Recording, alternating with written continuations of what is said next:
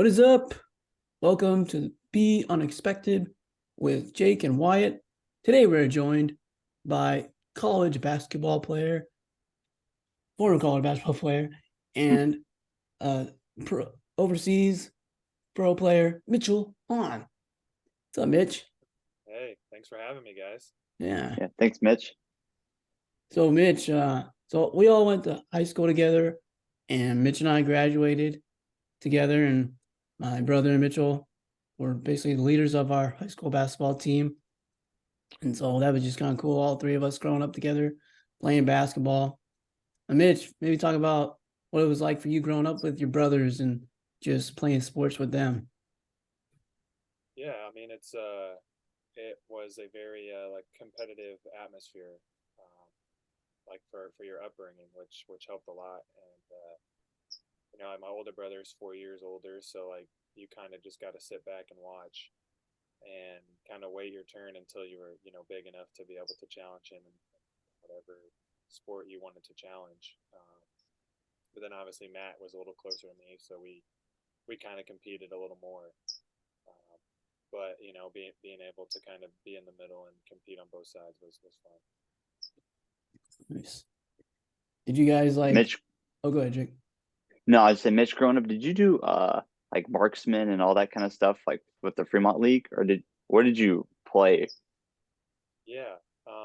So I remember when like marksman started, I was pretty young. I think maybe I was in first or second grade, Yeah.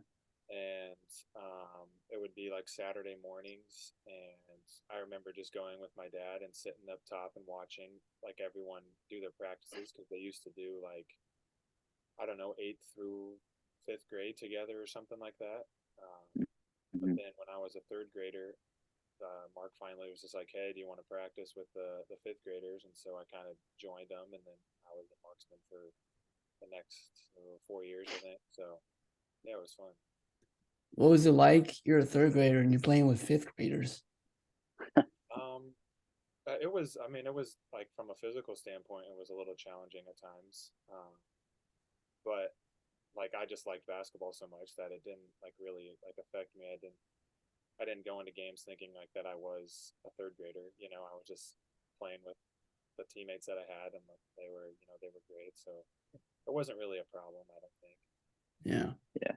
I I just think remember. at that age, you're probably like, I don't know, you're just a third grader and I don't know, you just want to go play basketball. So it's like I'm playing with the fifth graders, they're probably a little bigger, but like, and for your sake, like I just want to play some basketball. Yeah, and they only had I think 7 guys or like 6 guys on the team. Um, so I mean, like I was able to join a team where I was able to play, and not have to be that guy that's like, okay, if we need you, we'll throw you in there. Like I was in the games, so it was fun. It was a great experience, and I think it probably like propelled my love for basketball because I got to start a little earlier than some would have at that time. Yeah, I just remember like meeting Mitch in YMCA basketball, and we're in the. It's like third and fourth grade, so I'm just thinking like, oh, that's a fourth grader.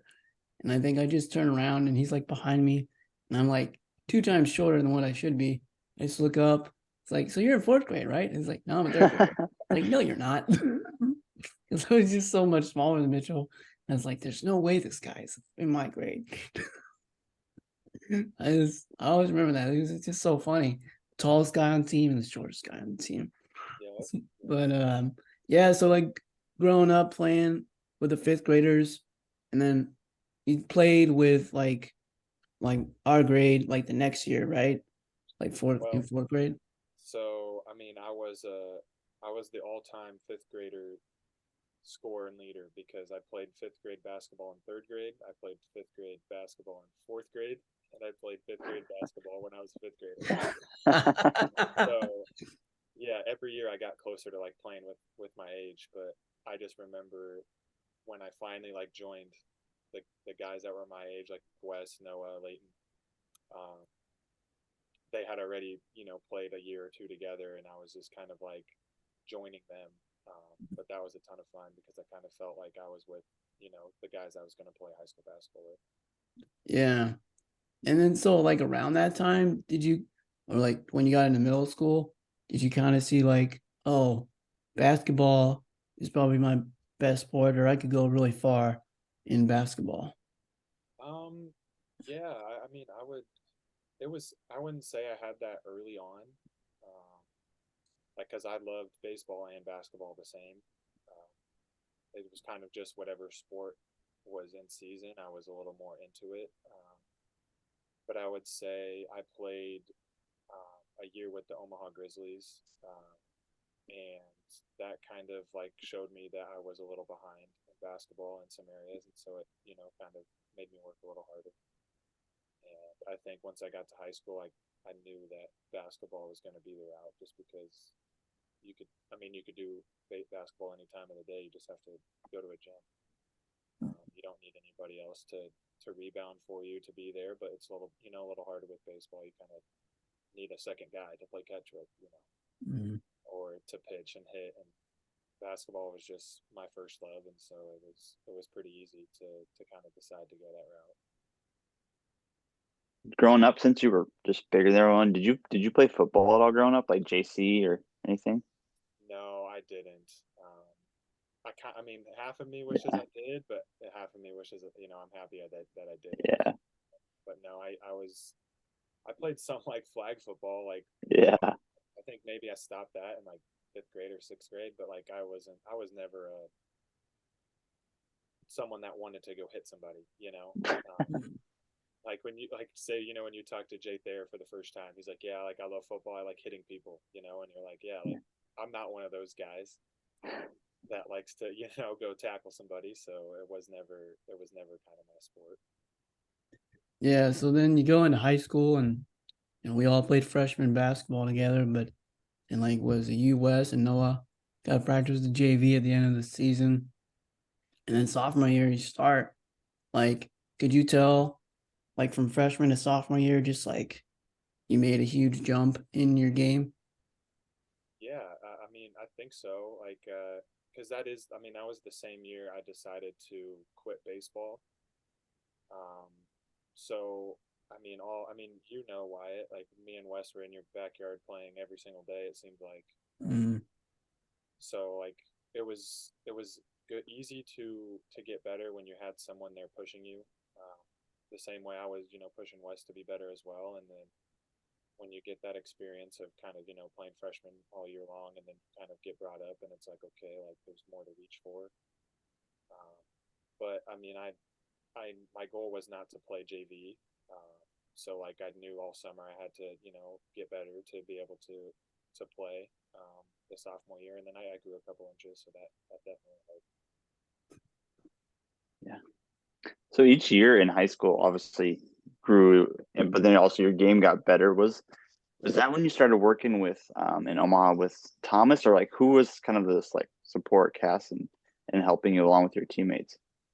Yeah, I mean, I would say up until my senior season, it was mostly um, watching NBA games, or just go to YouTube and type in whoever you want to watch, and then also like just whatever I've learned from over the years, and like when you go home and you have like a supporting cast that's telling you what you're doing right and wrong, and you have an older brother to watch. To be able to learn from mistakes, and then also when you have like Wes, someone that loved basketball as much as you did, it was easy to get better and to get better. And then I went to a top 50, 100. I don't remember the amount of number. It was like the first camp with Mike Sauter that he had, and Thomas Viglianco was there. And then he kind of messaged me on Twitter after and was like, "Hey, like, do you want to play college basketball? What are your goals? All that stuff." And obviously, I wanted to play basketball, and so I started working out with him, and I feel like my game took a huge jump just from having like another. I think he's probably 6'10", but just another taller guy, shooter, spoke the same language as you, who had played overseas for 10 years, uh, knew hundreds of people that he could contact to try and help you get to college basketball. So I think he kind of helped me take that next step to be able to be ready for whatever was next. Yeah, and as we went on in high school, we got better and better. Sophomore year was a struggle for all of us, but junior year we won the conference tournament, went 500, and then senior year we had a winning record. So just like, do you is that kind of probably some of your favorite moments? The last 2 years of high school, either 500 or better, of just playing with West and all them.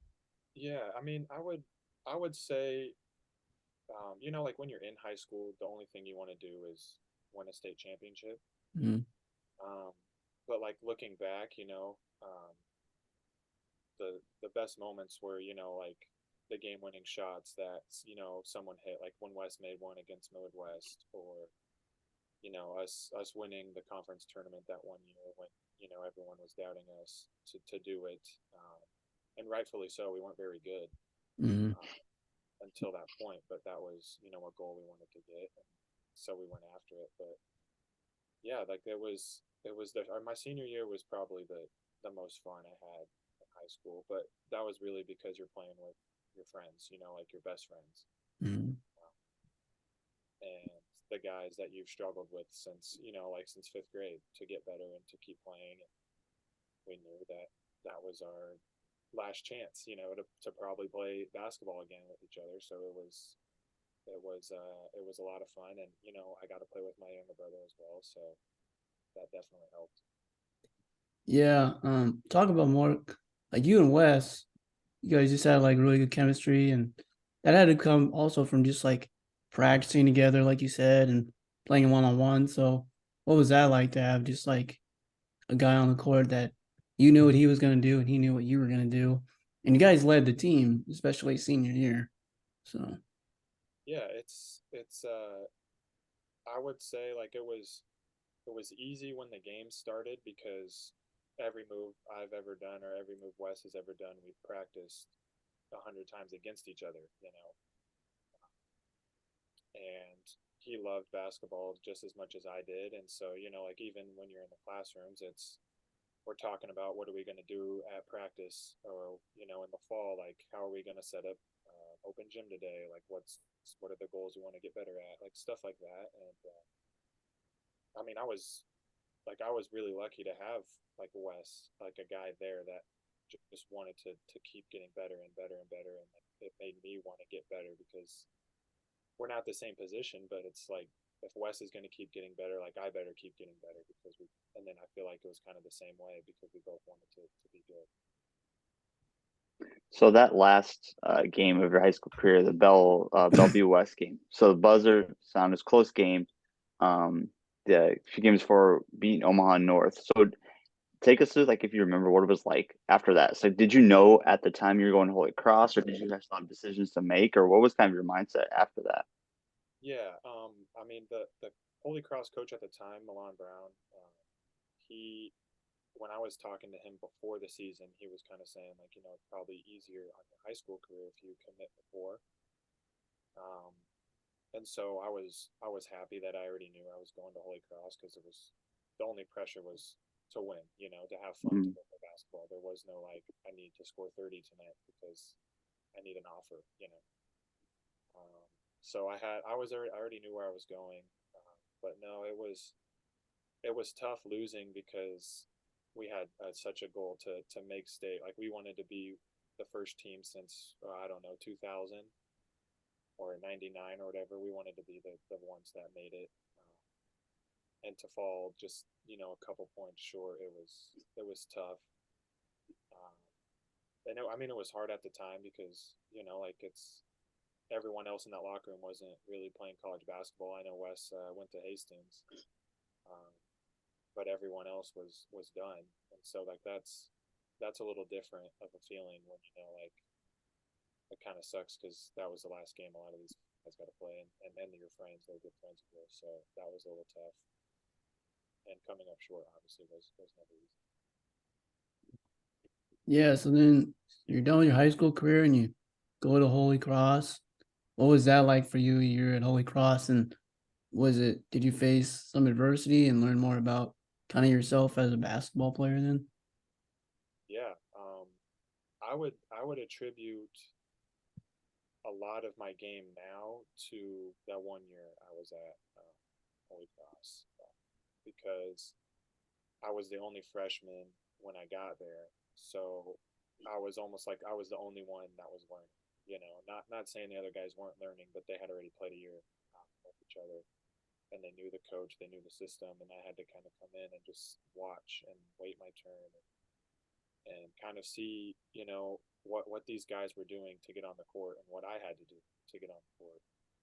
Um, but also the coaches were great in telling you exactly what you needed to do to be better, and it was like a different atmosphere than what like Midwest basketball is, or just the Midwest is in general. It was very like cutthroat, like like you need to survive, otherwise you're gonna drown pretty much. There was no one coming to save you, and so I kind of had to figure that out. And you know, my job every day was to make Malcolm Miller better at basketball just by trying to beat him every single day, and I think that made me a better player. Is there a game that sticks out to you at Holy Cross where you were like, yeah, I belong in college basketball and I'm gonna be pretty good through my years here. Yeah, well, so I didn't play much the first. Well, I don't even know if it was the first 5 games or even 6 games. I didn't really play that often. I mean, we were playing like Syracuse and Pittsburgh and teams like those. So like rightfully so, I wasn't in the game.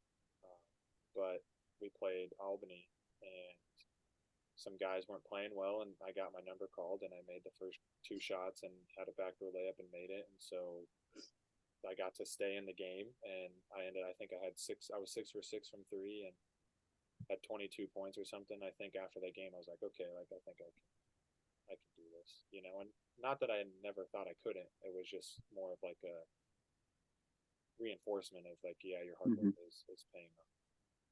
Yeah, going out there and doing it. So the Holy Cross season comes to an end, and then obviously you transfer to UNO. But what is that like? What in 2015, 2016? What was it like? There wasn't the transfer portal. Like, how does that process even work? Yeah, it was an interesting process for me because like I got back, we lost our conference second round game, and I thought, okay, we have a couple weeks off. I'm gonna shut my phone off tonight, and I'm just gonna sleep and not worry about the world. And then I wake up to 40 missed calls and saying, hey, your head coach got fired. Um, and I had already missed home a whole lot when I was there. Um, but the reason you kind of pick a college, and especially if you pick a college 24 hours away, you go for the coaches and your teammates. Um, and when all your coaching staff and your support like staff is gone, then it's kind of harder to be like, well, what am I staying for? Um, so I reached out to Thomas, and I said, hey, like, what do I do next? Because I didn't know who else to ask, and he kind of walked me through the process. And I was lucky enough to hear from Darren and Tyler, uh, Coach Hansen, Coach Irwin. So I was pretty lucky to be able to come back home, and I had spring break. Luckily enough, the week that they were able to have a guy on campus, and it just worked out where I was home and went to visit and talk to the team and the plan that everyone had for the team. And I was like, yeah, this is a good spot. So I decided. And at that time too, didn't you like injure your hand also at Holy Cross? Yeah, yeah. I think we were a couple games, 4 games to conference play, and dove for a ball in the stands and kind of without even caring about that there were stands there, and broke my finger. And it was worse than just like, hey, you can tape it and play. And I had to get surgery, and so I was out for quite a while. I think 4 or 5 months, uh, just from a finger. So yeah, it was hard to sit there and watch, but that's part of basketball, especially when you're trying to push yourself. You can't go out there and try to think like I can't die for a ball, because then you're just going to give up a point or give up easy buckets. So you had to sit out for a year at UNO, and then talk about some of the memories at UNO. I can name a few, but some of the cool moments and from the practices to traveling to some game winners. Anything stand out? Yeah, I mean, it was a fun like journey from when I started at UNO into how it ended. Because when I came in, it was definitely not how we left, as a person and as a basketball player. The first year there, I was there when I was a redshirt. Like, it was a very tight knit group. Like, everyone seemed to like love the whole team. Like, we were all in the locker room hours after practices, talking, watching TV. Like, we were always in the gym, always trying to get better. And I really liked that redshirt year because it was very easy to fit in.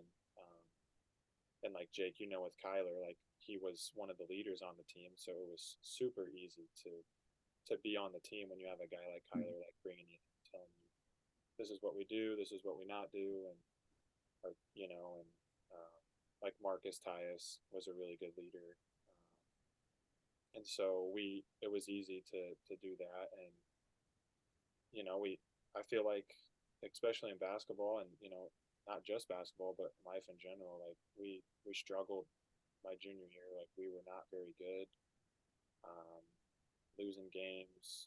The locker room kind of slipped a little on us.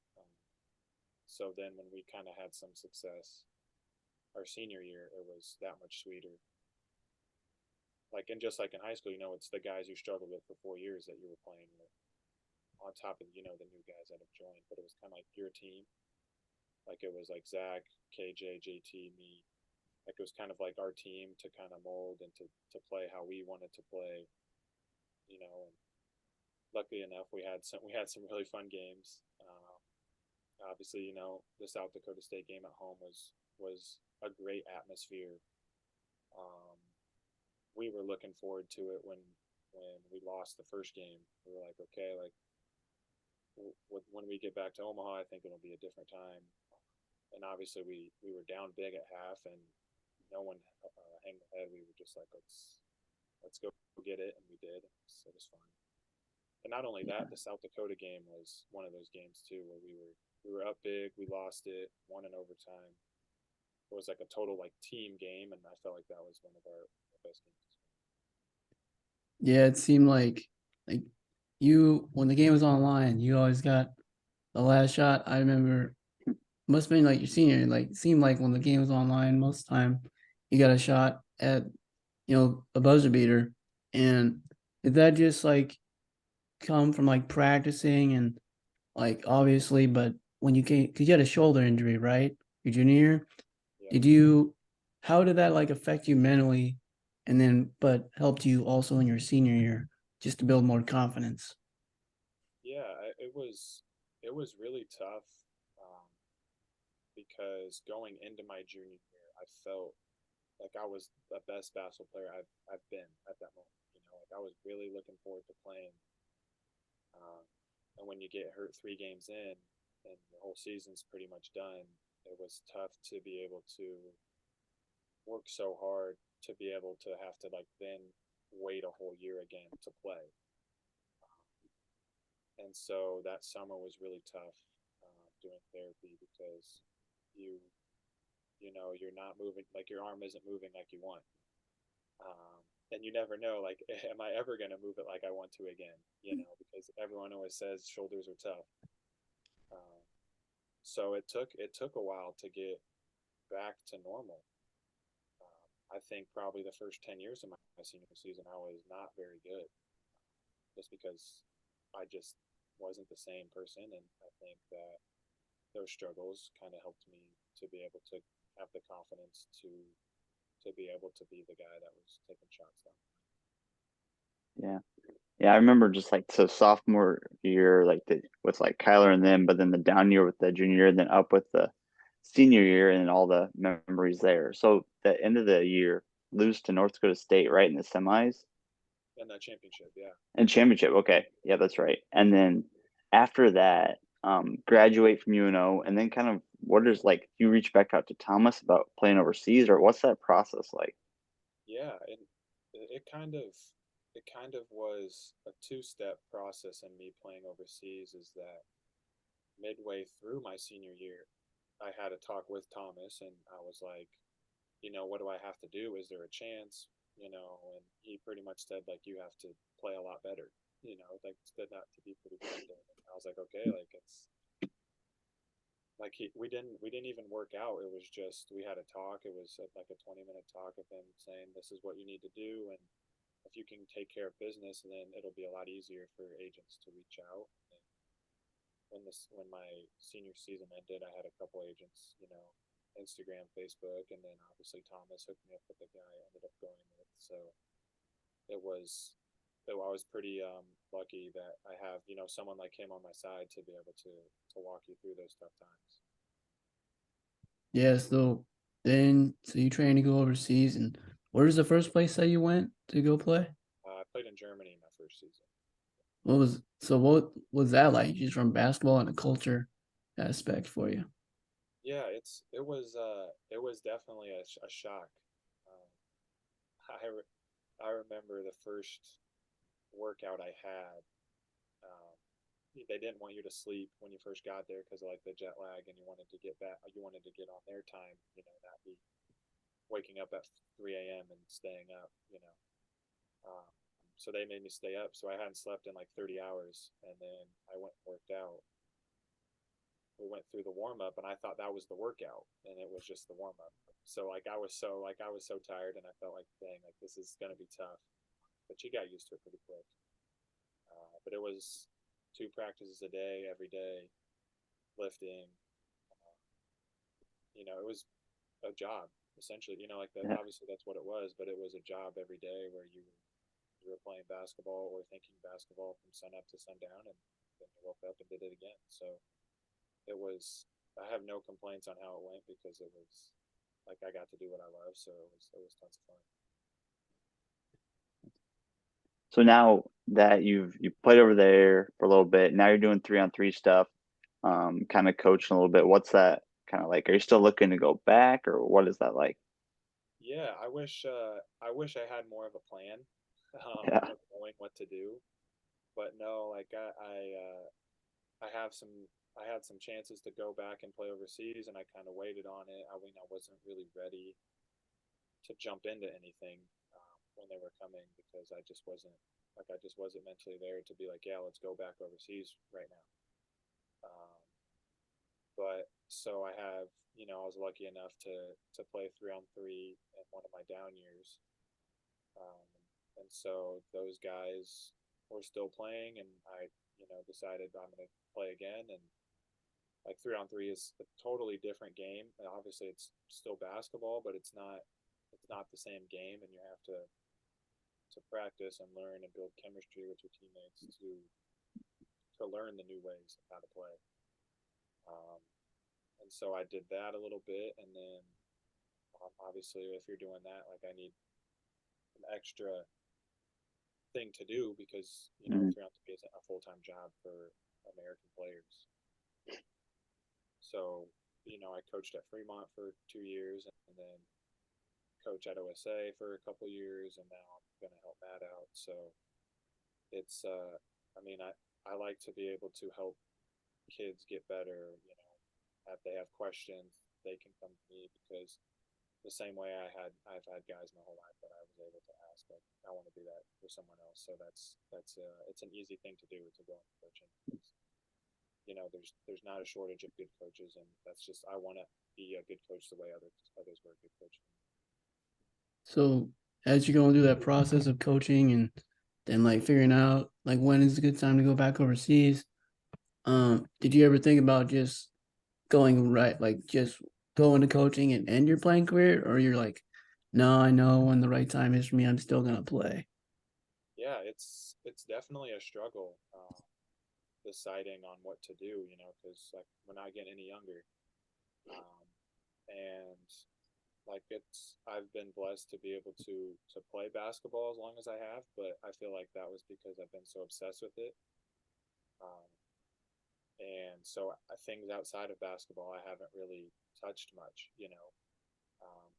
It's been pretty much basketball 24/7 for the last, I don't know how many years, 10 years.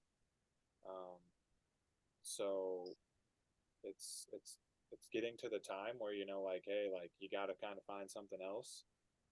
Um, and not saying you have to, guys play until they're 35, 40, but it's not always that easy. And so it's definitely a struggle, especially this off season was the first one where I've really thought about, stopping and, pursuing coaching or anything else.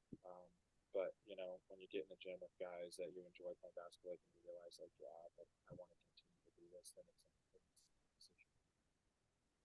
So where'd you just come? Cause you just got back from playing overseas, and where'd you play this time?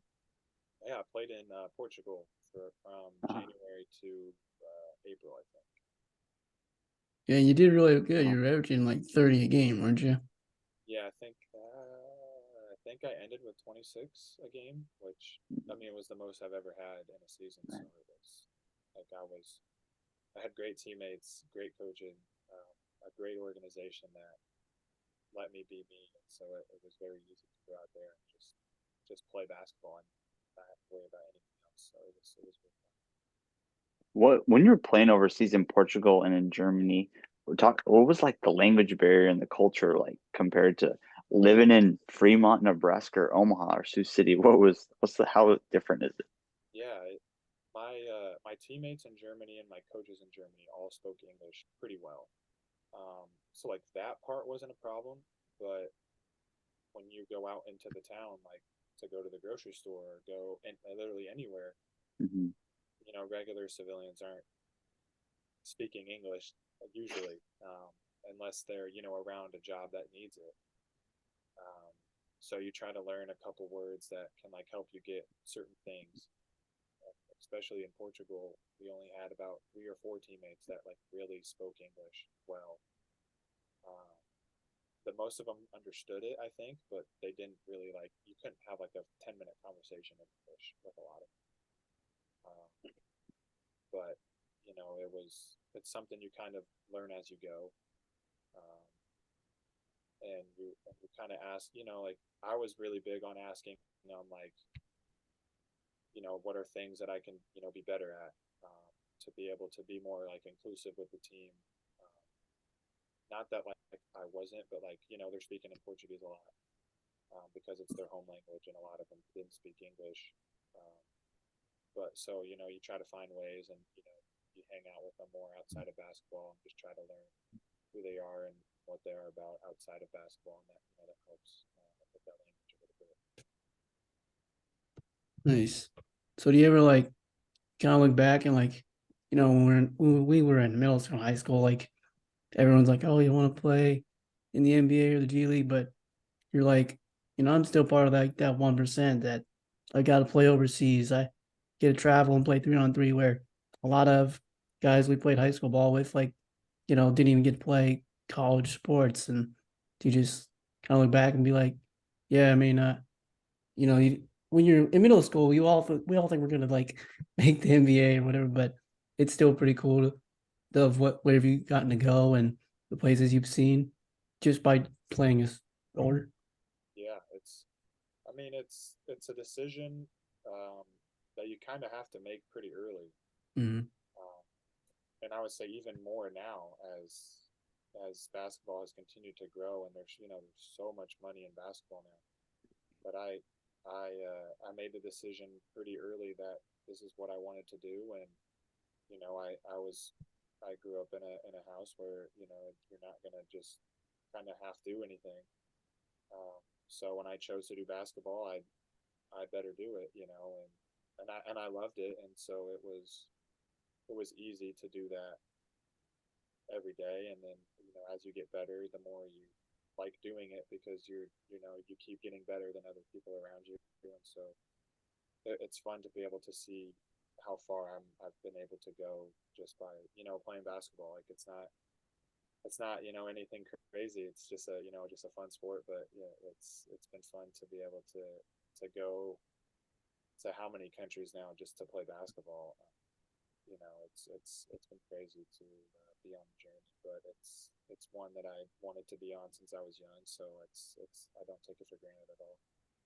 Yeah, I bet that's Yeah. pretty cool. Like Jake and I, we say, "Oh, we work here," but you just get like, "I play basketball."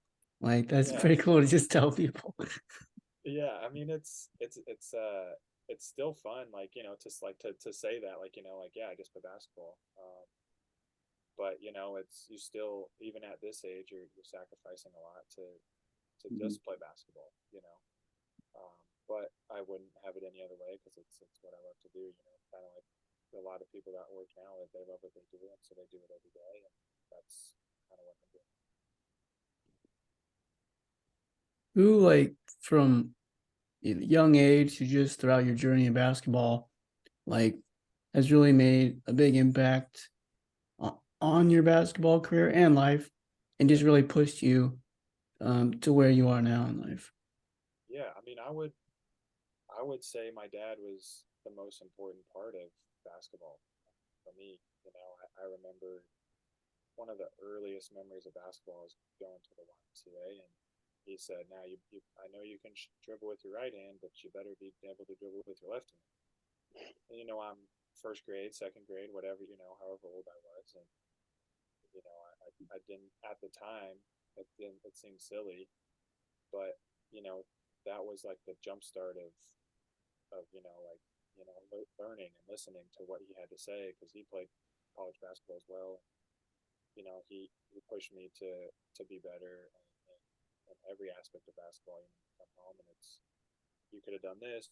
You can do this. Like, I liked how you did this, and he kept pushing me and pushing me, and he was one that was never to give up my goals. When you're struggling and it's like I don't know, I can do it. It was a very easy call, and it was always like I believe in you, you can do this, and so it was super easy to continue my love for basketball because I had someone that came from day one Mhm. and helped Yeah. me continue to grow. It was never a solo journey, so it Yeah. was very easy. And then I'm sure competing like that with your dad and then your brothers being there, and then I'm sure it got competitive more and more as you guys continued to grow up. Yeah, and I mean, he was in high school. He played football, baseball, basketball, track. Like, he did it all. So he kept us doing multiple different sports, and then obviously we all wanted to be better at the other one in it. Mhm. Um, and so yeah, it was he definitely sparked that competitive nature. I think in all three of us, and then we kind of took it from there. And you know, whenever we were, hey, let's go play one on one in the driveway, or we go to Milliken Park and hit some baseballs, or go to Clemens and have a home run derby, and just stuff like that. So yeah, it was pretty easy to be competitive with them because we all learned it at such a young age. Nice. So you want to be a coach. So what's one thing you tell your players just about what all you've gone through the injuries and then successes, just about like facing adversity in life? Yeah, that's a good question. You know, I just kind of tell them to like I don't want to seem cliche, but like trust the process. Like I wouldn't say even say that, but like that's part of it. There's gonna be ups and downs in basketball, just like there is in life. Like it's not like it's separate. You're gonna suck one game, and you're gonna be really good the next, maybe. You know, but I try to preach a lot of like you look good on Friday, Saturday, but you don't look good unless you practice on Sunday through Thursday. Uh, and so I think that overcoming adversity comes from you practicing and you spending time on your own watching film and going to the gym and like talking with friends about it. Like you can't just, oh man, I suck today, let's next week I'll go get them. Like it's got to be tomorrow I'll go get them. You got to get back in the gym and get better. um, And so I think that's probably the biggest thing for adversity is that you gotta trust that the work you're gonna do is gonna pay off, and you can't let up, because as soon as you do, then here comes another setback. You just have to keep pushing and pushing. One day you'll break through, and that's I feel like I've been a good like model for that, in whatever aspect, because I've had plenty of setbacks, but I've also had plenty of very fun moments in my basketball career. Yeah, and when people ask you, what you do, and you say you play basketball professionally overseas, but then a lot of people are like, wow, that's so cool, which it is, and you're obviously very thankful for it. But there's so much behind the scenes work that you have done, that these kids have done, that need to do. There's so much more to it than just like showing up and playing on Saturday night, And Yeah, so, yeah, and I mean I'll give a quick shout out to one of the janitors at Fremont High, Rafael Del Jesus. He for before I left for Portugal, I was in the gym 10:30 at night every single night for a year almost. Um, and he was there every time, like, hey, how's it going? So he kind of saw that like it wasn't like it didn't shut off. Like at 10:30, you mhm, have to go do it. I mean, you can do it at any time, but it's when there's kids going to school, you can't go during the day. Um, so he was there, and like you kind of just it's like more to than just waking up and going to work at home. You gotta do the things mhm, that you don't want to do. Um, and like even then, like Ian Nick was someone that we shot every single night together. He was someone else that was able to push to do better. But it's not really seen when guys are, hey, I'm gonna go to bed, and it's like, hey, I'm gonna go to the gym. You know, um, but obviously you can do it at different times, but that's mhm. you have to find the time where it's good for you, and if you want to put in more work than other people, you have to make the time. What's 2 hours in the gym at night, compared to sleeping sometimes. I think it'd be cool to work out in the gym at night, Hmm. especially at midnight, which I Yeah, know you've done before. So yeah, it's well, there's no one there to bother you. That's that's the best part. exactly. Well, thanks, Mitch, for coming on, and good luck in your career and playing and coaching. We can't wait to see what the future holds for you. Yeah, no, I appreciate it. It was I've watched plenty of the episodes, and uh, it's fun to see you guys doing this, and you guys do a great job. And so I was just happy when you guys texted me to be on, because it was an easy yes, because you guys do such a great job. So thank you. Thanks, man. Yeah, thanks, Mitch.